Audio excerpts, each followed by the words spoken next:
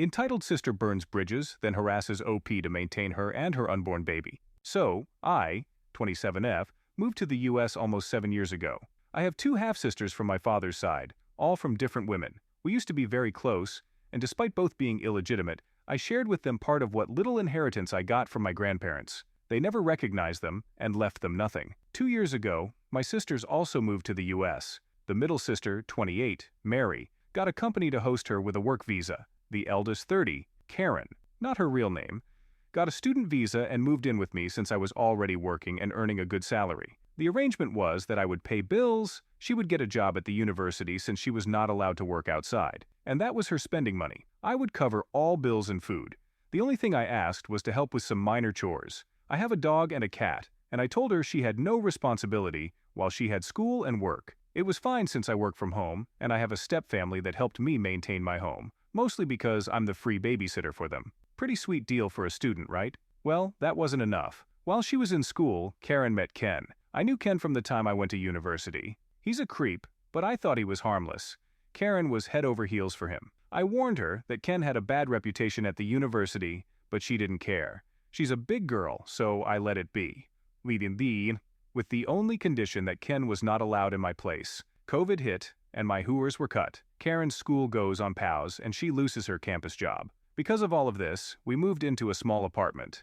I took a second job and did some freelance on the side. Needless to say, I had no personal life. I am dating someone, but he was also swamped with work and bills, so we barely met each other. During this time, Karen and Ken apparently got closer, and he began to appear in the apartment. Karen was not part of my lease, but my landlord was very understanding. Ken began making really inappropriate comments about me. I'm not a beauty queen, I just look a bit exotic, as Ken put it. I'm mixed race from the Caribbean, so I have a bit of everything, and somehow it all shows. Karen looks more like our father. He was of European descent. In all honesty, Karen is more attractive. I only look foreign in this little intermountain region city. Ken would go out of his way to touch me and was just invasive. I managed to just keep in my room when he was around, or use the excuse that my pets needed a walk. I didn't know exactly why, but Karen kept pushing for me to spend time on my own with Ken. It will be good for you to bond with your future brother-in-law. They had only been dating 7 months at this point. Whatever, I didn't care. I found excuses to avoid it.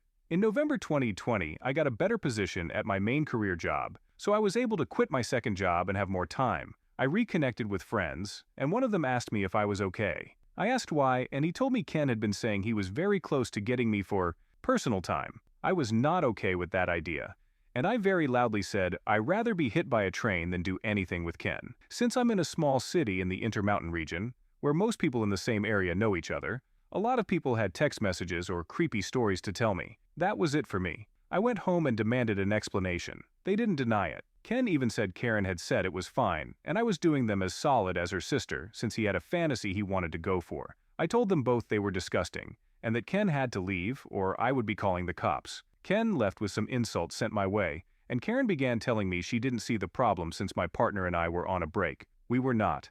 I told her I was not. For her to sell around like property, and that she had 2 weeks to find a place of her own. I was done with her. I called all my relatives and sent them copies of the text messages I was given, and no one in our family wanted anything to do with Karen. She moved in with Ken a few days later. It took me some effort, but I was able to get a restraining order for Ken.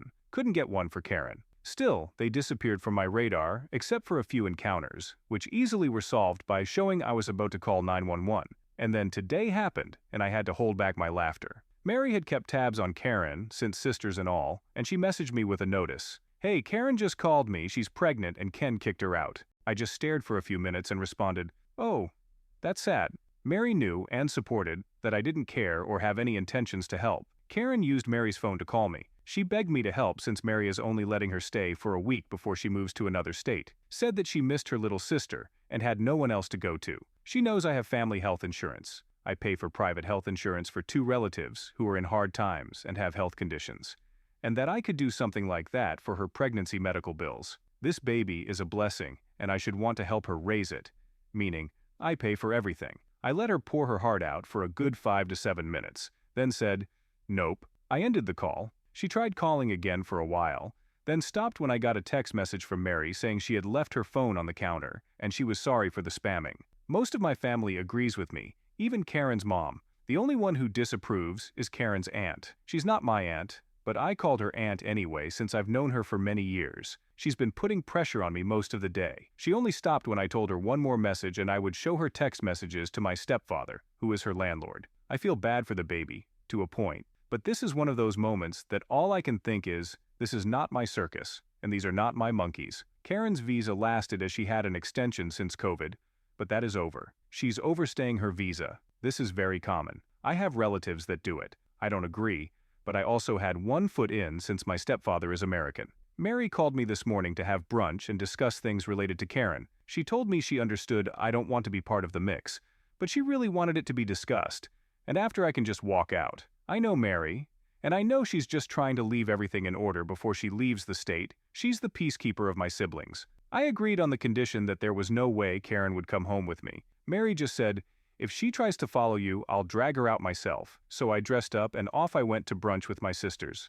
I'll skip the pleasantries and dumb, friendly family look Karen attempted. Once we were done eating and just having coffee, Mary set all the cards on the table. She explained she couldn't take Karen with her out of state because she's getting married to her longtime girlfriend, and they can only afford a one-bedroom in her new city. She also said Karen was insane if she thought Mary would allow her to live with me, even if she had the power to make me take Karen back in. Karen was lucky she even let her stay with her for the last few days. She told her the only reason we were doing this was because her mother had begged her to at least put Karen somewhere safe or find a solution for the pregnancy. So she turned to me and asked me, as the most stable economically, if there was anything I would be willing to help with. I might be an asshole for this.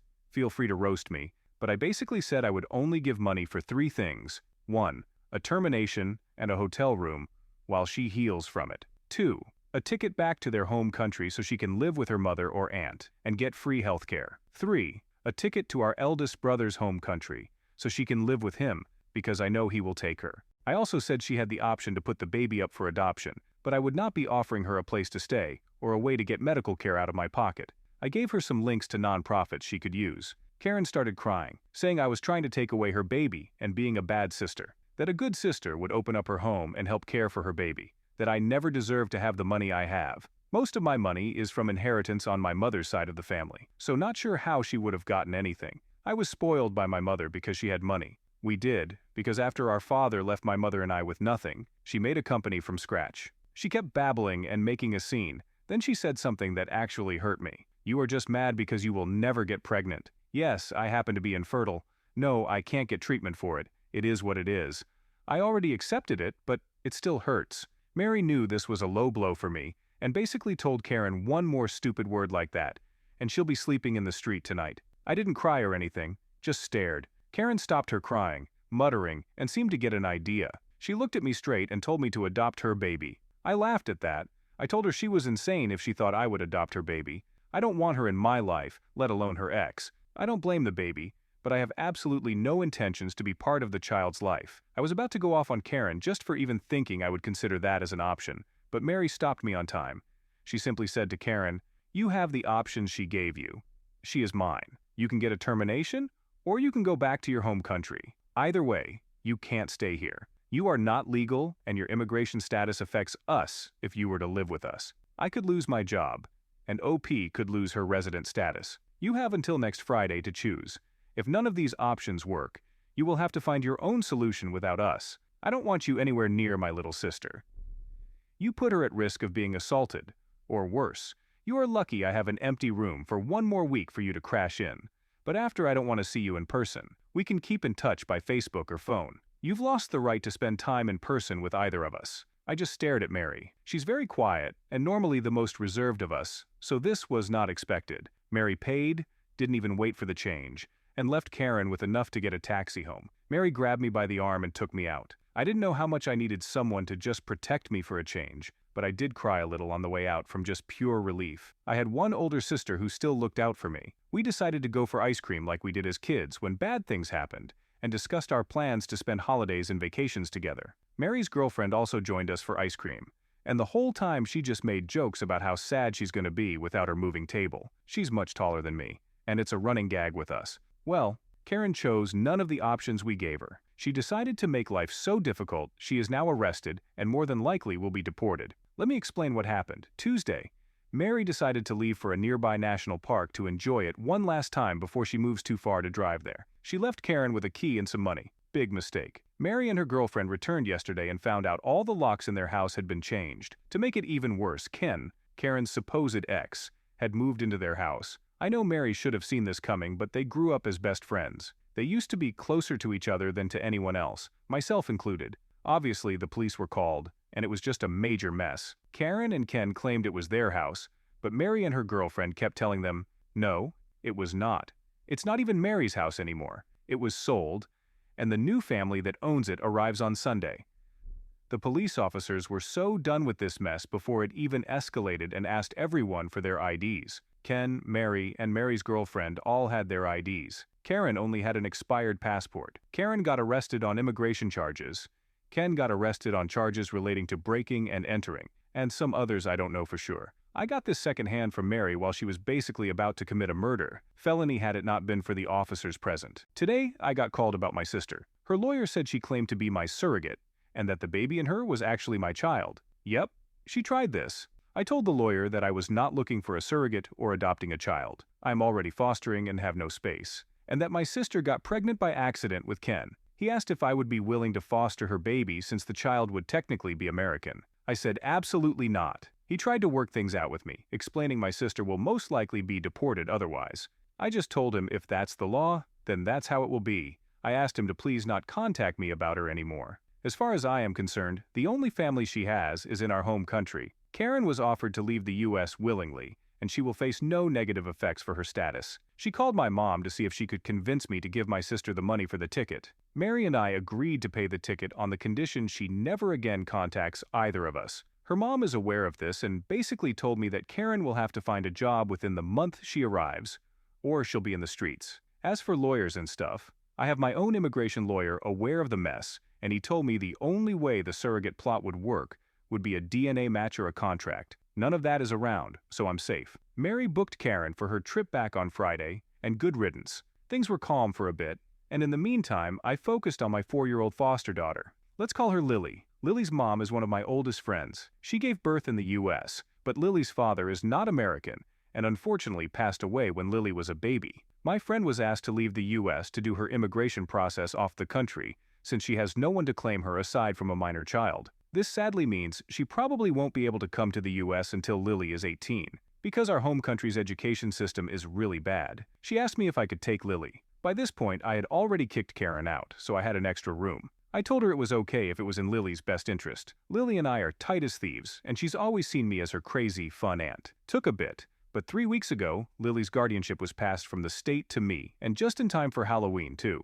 We are skipping trick-or-treating this year due to the pandemic, but Lily still wanted to dress up as a Sith. I am so proud of this child, I swear. My mom was incredibly happy to have a foster grandkid, especially since Lily actually doesn't have any other grandparents, so she sent her some fairly fancy Star Wars props. Obviously, we got her dressed up in her Sith outfit and had a mini photo session for Grandma, and my mom posted the pictures on Facebook so Lily's mom could see them easily. My family and friends went crazy with how adorable Lily looks. She says she's not adorable, she's Sith, and then Karen strikes back. Mom forgot or decided not to block Karen, and when my half-sister saw Lily's picture, she had some of her best hits, such as, "My 4-year-old looks fat. She's ugly and clearly going to grow up to be a slut." That's just a handful. She got called out and told kindly to return to the darkness, but then she started to call my mother, at every hour, to ask for money, to ask how to contact me, to tell her she was wasting money on a kid that was not really her grandchild and should give her the money for her kid. Karen is not my mom's daughter.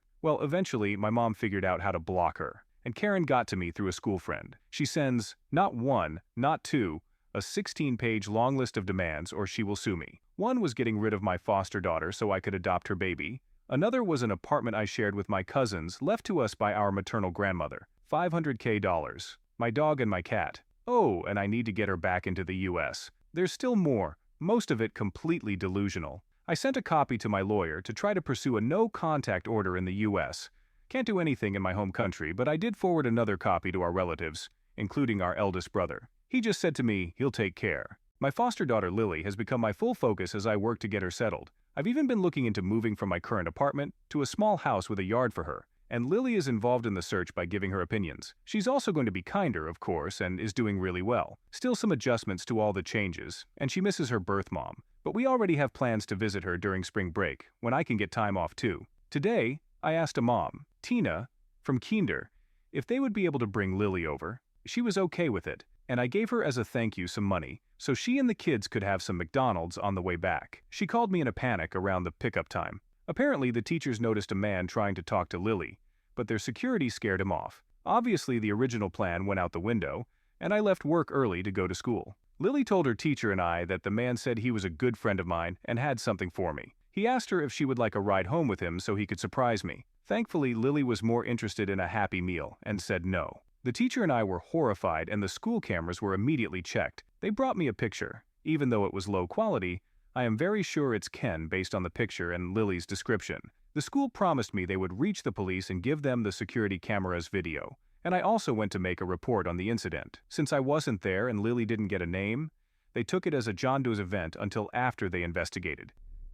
I am just terrified. With Karen gone, I thought Ken would leave me alone, but now he's targeting my 4-year-old. I'm just terrified thinking of all the horrible outcomes if my child had not been more interested in fast food than in whatever Ken was offering. I set a rule with the school that only myself, my boyfriend's mother, or Tina, and her husband, who I trust, can take Lily out of the school. Lily is now scared since she picked up on my own panic. We had a good talk about strangers and bad people, and why she should never go with someone she doesn't know anywhere. I'm getting Lily a cell phone tomorrow at first light, and she's staying home at least until Monday. I don't know. Stress is underrated, and now I need to figure out either a safer place to live in this area with my job and my boyfriend, or if it's better for me to move to Florida with my parents, which I really don't want to do as it means a long-distance relationship or breaking up with my partner of 6 years and quitting a really good job. Something to add is I can't just pack bags and move out of state on short notice.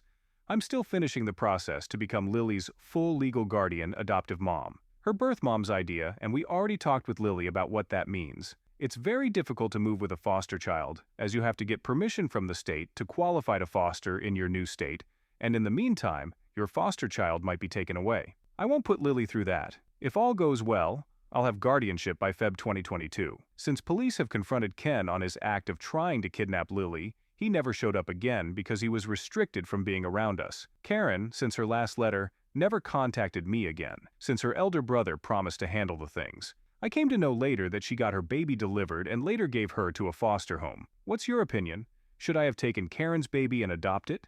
Am I awful for not doing this? OP has been strong throughout the situations, and hats off to the OP for this. I have my sympathies towards OP as she was taking a lot from relatives who were not her real blood relations. Loved the thing that she is already fostering a 4-year-old girl, which displays her inner good side. By the way, what do you guys think about the story? Did the OP do the right thing by rejecting to foster her sister's baby? Or was she justified?